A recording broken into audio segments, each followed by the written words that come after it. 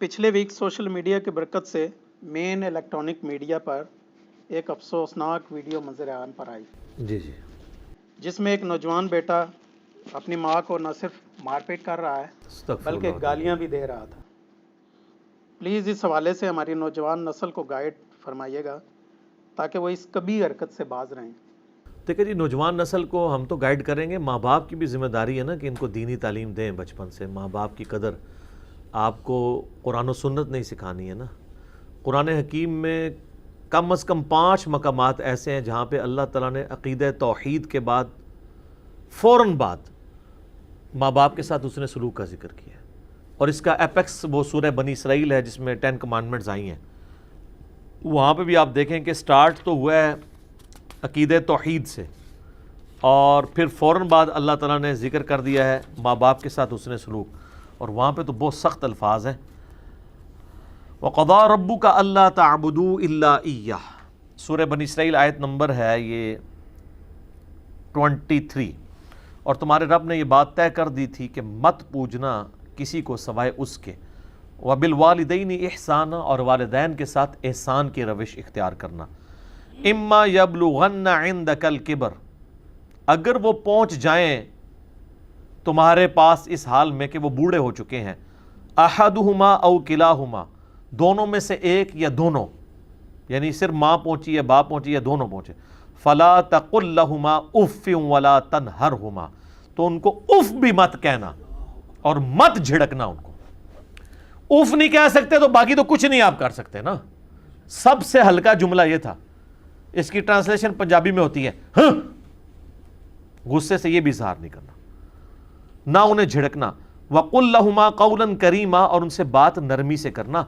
वख़्फ़िद लहुमा जनाहज़ुल्लि मिनर रहमा, और अपने कंधे आजिज़ी के साथ उनके सामने रहमत के साथ झुका कर रखना।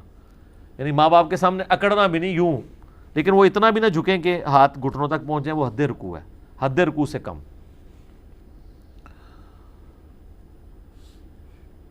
वक़ुल रब्बिरहमहुमा कमा रब्बयानी सगीरा, और अल्लाह के हुज़ूर दुआ करना कि अल्लाह इन दोनों पर इसी तरीके से रहम फरमा जिस तरह बचपन में इन्होंने रहम करके मुझे पाला था।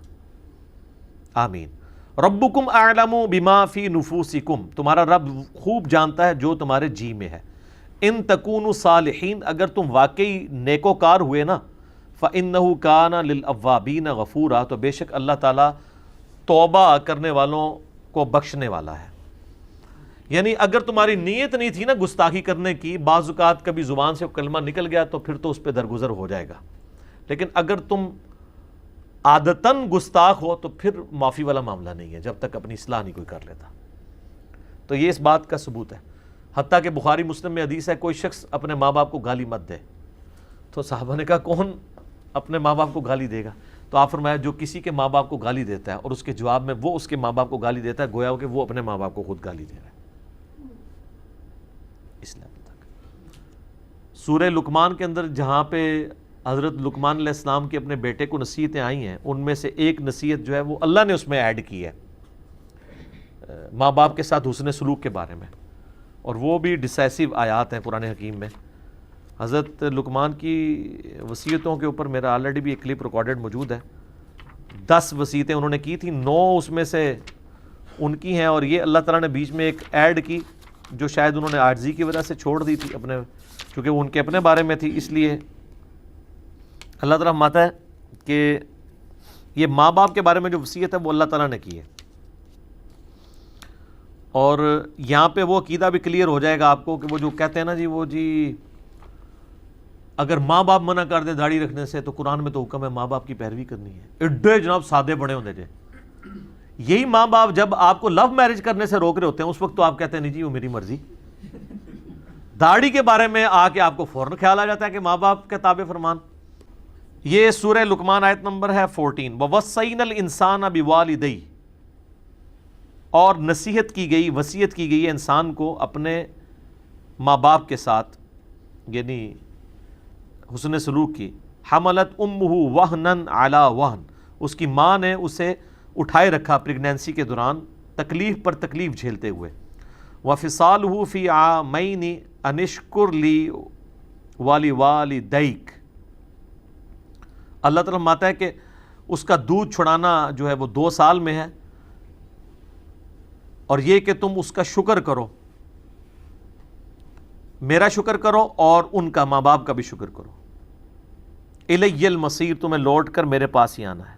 وَإِن جَاهَدَاكَ، اگر وہ یہ کوشش کریں، عَلَىٰ أَن تُشْرِكَ بِي مَا لَيْسَ لَكَ بِهِ علم، کہ تو میرے ساتھ کسی کو شریک ٹھہرا جبکہ تیرے پاس اس کا علم بھی نہیں ہے کہ اس کا اب کیا انجام تمہارے ساتھ ہو جانا ہے اس معاملے میں، فَلَا تُطِعْهُمَا، تو تم نے ان دونوں کی بات نہیں ماننی، وَصَاحِبْهُمَا فِي الدُّنْيَا مَعْرُوفًا، لیکن دنیا میں معروف طریقے سے ان کے ساتھ ایٹیچیوڈ رکھنا ہے۔ یہ نہیں ہے کہ مشرک ہیں، شرک کی طرف، سب سے بڑا گناہ یہی کوئی ماں باپ کروا سکتے ہیں نا کہ وہ کہیں شرک کرو، تو اللہ میں ان کی بات نہیں ماننی، شرک کا بھی کہنا، ان کے ساتھ بدتمیزی پھر بھی نہیں کرنی، سب سے بڑا گناہ یہی نا، اس سے بڑا کوئی ظلم نہیں ہے۔ سورہ مریم میں ہے کہ آسمان پھٹ پڑے، اگر آسمان کے احساسات ہوں، زمین شک ہو جائے اور پہاڑ ریزہ ریزہ ہو جائیں، جو لوگ اللہ کے ساتھ شرک کرتے ہیں، اگر ان کے احساسات ہوں،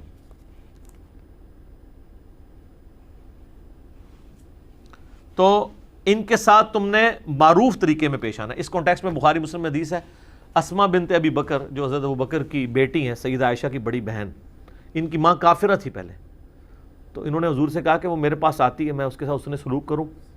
آپ فرمایا ہاں، اس کے ساتھ حسن سلوک کرو دنیا میں، حالانکہ وہ مشرکہ تھی۔ تو حسن سلوک آپ نے کرنا ہے، چاہے کوئی بد عقیدہ ہے، بد مذہب ہے، دوسرے کسی فرقے کا ہے، کافر ہے، مشرک ہے ماں باپ، تب بھی آپ نے ان کا احترام کرنا ہے، آپ نے ان کے ساتھ اس طرح کا ایٹیچیوڈ نہیں جو یہ ویڈیو میں دیکھنے کو ملا۔ یہ تو ہے تصویر کا ایک رخ۔ اب تصویر کا دوسرا رخ بھی ہے کہ اولاد اس لیول پہ کیوں پہنچتی ہے۔ ہمارے سب کانٹیننٹ کے معاشرے میں بچے اس طرح نہیں ہے کہ اپنے ماں باپ کے ساتھ اس طرح بیہیو کریں، ایون دیندار نہ بھی ہوں تب بھی یہاں پہ ہمارے کلچر میں وہ رسپیکٹ ہے، ایون رسپیکٹ نہیں، ڈر بھی ہے اپنے ماں باپ کا، بوڑھے بھی ہو جاتے ہیں تب بھی ماں باپ سے ڈر رہے ہوتے ہیں، ٹھیک ہے، کہ اس طرح کی کوئی ایکٹیویٹی کا سوچ نہیں سکتا۔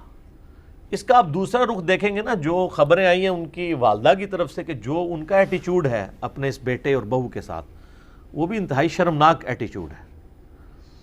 میں جسٹیفائی نہیں کر رہا، ماں باپ اگر کسی کے ساتھ زیادتی بھی کریں تب بھی آپ کو یہ حق نہیں ہے ماں باپ کو ماریں یا گالی گلوچ کریں، لیکن روٹ کاز انالیسس ہونا چاہیے کہ یہاں تک بات پہنچتی کیوں ہے۔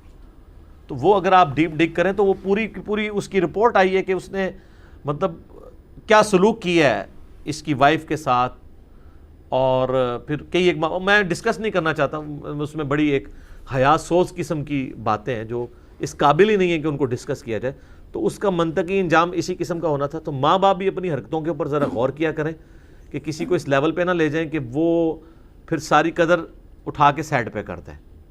بہرحال اللہ نہ کرے کہ اس طرح کے گھروں کے واقعات گھر سے باہر نکلیں۔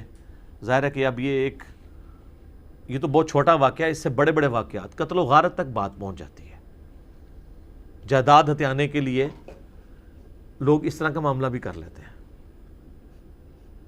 حالانکہ بخاری مسلم میں حدیث ہے کہ مقتول کا وارث قاتل نہیں ہو سکتا، یہ پیٹ رول ہے۔ اگر کسی نے اپنے باپ کو قتل کر دیا نا تو ہے تو اس کا بیٹا، لیکن اس کا وارث نہیں بن سکتا۔ باپ نے بیٹے کو آگ کر دیا، گھر سے نکال دیا، اس کو فارغ کر دیا، تب بھی باپ کے مرنے کے بعد جائیداد اس کو ملے گی، کیونکہ مال میں اللہ نے حق رکھا ہے اولاد کا۔ لیکن جب اللہ ہی اپنا حق اٹھا لے، بخاری مسلم میں حدیث ہے کہ قاتل جو ہے نا وہ اپنے مقتول کا وارث نہیں ہوگا، یہ جنرل ہے، یعنی بھائی بھائی کو قتل کرتا ہے تو اس کی جائیداد کا وارث نہیں ہو سکتا، باپ بیٹے کو مارتا ہے یا بیٹا باپ کو مار دیتا ہے اس کی جائیداد کا وارث نہیں ہو سکتا۔ اس طریقے سے بخاری مسلم میں حدیث ہے کافر مسلمان کا وارث نہیں ہو سکتا، مسلمان کافر کا نہیں ہو سکتا، ایک دوسرے کے وارث نہیں ہو سکتے۔